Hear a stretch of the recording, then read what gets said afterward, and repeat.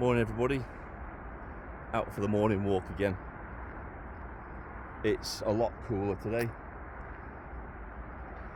Had rain all night last night.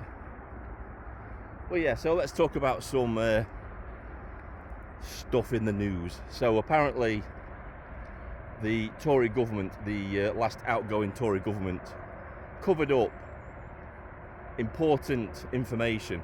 Apparently thousands upon thousands of Afghans are being relocated to this country at the cost of about 7 billion.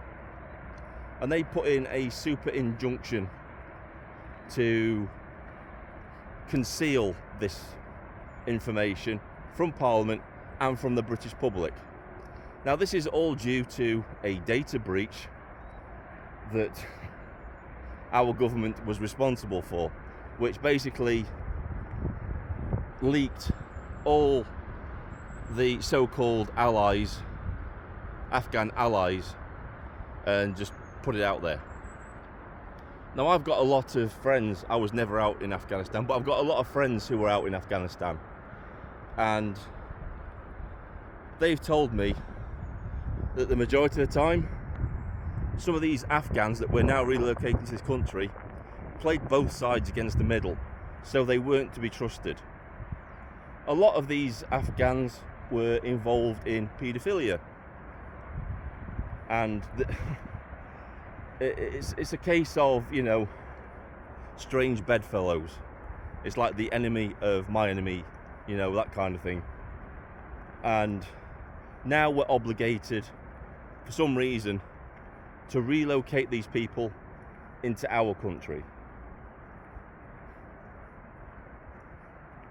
You know, I would much rather them just pay them off, don't relocate them here, just pay them off, give them X amount of money so they can go and relocate wherever the hell they like, but just say, yeah, you're not coming here, you're not relocating this country.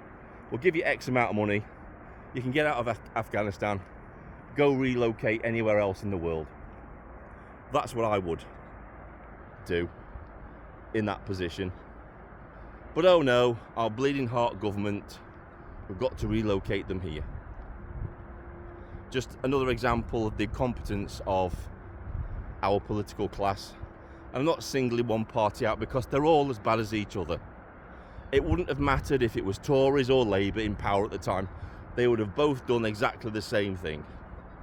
And the only reason this is coming to light now is because it was the Tories that did it. And this is just the Labour Party using this as an excuse to distract away from their own incompetence in government and their own failures. That's the only reason they're doing it for. It's got nothing to do with transparency or being transparent with the British people. This is about scoring political points. It's a two-pronged attack. It's distracting away from the Labour government's own failures in government, and it's scoring political points against the Tories. That's all it is. It's got nothing to do with helping the people of this country, and it's a distraction. So that's why I'm not making an in-depth, full-on video about it, because everybody's talking about it, and my voice would just be lost in the crowd. And to be honest with you, I'm not interested in it anyway. Are we actually surprised that they're doing this? I'm not. I mean, how many other super injunctions have they got that are hiding the stupid shit that they've done to this country? I'm not surprised at all. It doesn't change the fact that our country is still being flooded by thousands upon thousands of illegal immigrants every day. It's still... What's the point? What's the point? It's just this... Let's get off the subject, because I'm just sick and tired of talking about it. I really am. About how shit our political class are. Shocking. And even the up-and-coming political class is shit.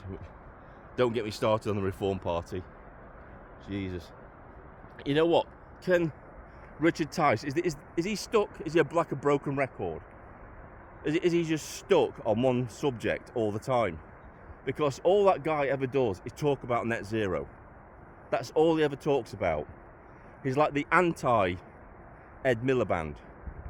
They're both absolutely fucking clueless, anti-charisma, bland, boring people. He's like the anti-Miliband, Richard Tice, because all they ever do, all they ever both of them is talk about net zero. That's all they ever talk about. And it's like, do you really think, Tice, that that's the most relevant thing to be talking about at the minute? And I know why he does it. It's to distract away from the Reform Party's failures and absolute disaster of a party that it is. Anyway, let's talk about something else. Let's talk about We Are the Shield. We are the Shield. So, these bunch of clowns have turned out to be an absolute disappointment to many, many people, including myself. I think many of us thought that they were going to be a force for good in this country when they said they were going to form groups all around the country and they were going to protect women and children on the streets. Sounds like a great idea, doesn't it? Sounds like the guardian angels that used to operate in America, where they used to patrol the streets and make people feel safe when the police weren't around. And that's what I thought the Shield was going to be. But apparently, and allegedly, it's all a big scam. Apparently, the guy who created We Are the Shield has form. Apparently, he was a guru who was charging people £800 a pop to be a part of his weird spiritual retreat. So it looks like this was just allegedly a money-making scheme using the desperation of people who want to feel like their daughters, their sisters, their wives are safe walking the streets. They took advantage of that desperation. And they took advantage of people like me who want to believe that people can make a difference, that people want to take action and make a difference in this world. And then they just throw it all back in our faces. Because yesterday's revelation that this guy had actually taken on a Muslim guy. I mean, I had no issues with that at first. It's like, fair enough. It wasn't that he'd taken on a Muslim guy to me. It was the fact, it was how he phrased it. It was his first sentiment, which was, I don't understand why people point the finger at Muslims and Islam. That's what put me off the guy. And it's like, were you around for when everything was being revealed about the grooming gangs up and down the country, in every town and city? Because that's where they are. They are in every town and city. The ones we know about. They're in every town and city, the grooming gangs. And it's like, did you just put your head in the sand, or were you living under a rock when all these revelations came out about how Pakistani Muslims had been abusing and trafficking young girls all around the country, abusing them for decades? Where were you when that came out? And then you come out and you say, oh, I don't know why people are pointing the finger at Muslims and Islam. Well, I wonder why. Anyway, it then comes out later in the day that the guy that he'd made, the Muslim that he'd made, I think it was regional leader of one of these areas, was in fact a radical Muslim. He had pro-Palestine crap all over his Facebook, anti-Semitism on his Facebook, and it was like, you've told people that you've done intensive vetting of these people before they're even allowed to be a part of your group, and yet it seems that in this situation you failed. So obviously that led people to start investigating, And then they came up with even more serious accusations. Now I'm going to say this is a widespread allegedly, because I don't think any of this has actually been proven to be concrete. So I'm going to say allegedly just to protect myself. But allegedly, his charity status is fake. People have allegedly checked out his charity number that he put on his website, and apparently that is allegedly fake. It's fake. And instead of him being a charity, he is actually a trading company, which raises alarm bells. This is a profit-making company, not a charity. We are the Shield, allegedly. So that just draws more questions. And then instead of coming clean and saying I've made a mistake, he started doubling down, which makes it even more suspicious.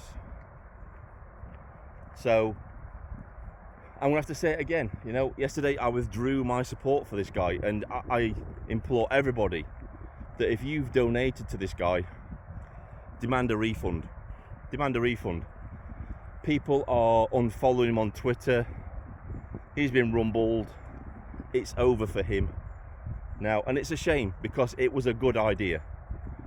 On paper, it was a good idea if implemented, but unfortunately, the person who conceived it has been a complete and utter letdown.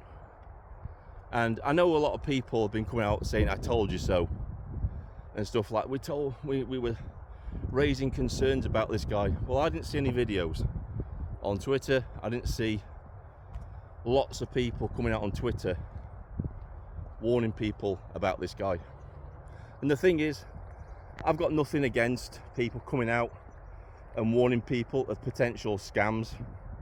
It's another thing to come out and gloat the "I told you so," because let's not forget, right, lots of people who got behind We Are the Shield are desperate. They're desperate people. I'm one of them. I want to know that when my daughter goes back and forth from school, that she's safe. I can't trust the police to do that anymore, because apparently they don't have the resources. But the thought of having a patrol walking the streets, looking after our women and children, it's a good idea. Unfortunately, it's not meant to be. So yeah, just be a little bit kind. Don't blame the people who got behind We Are the Shield, because they did it because they were desperate and they were looking for hope.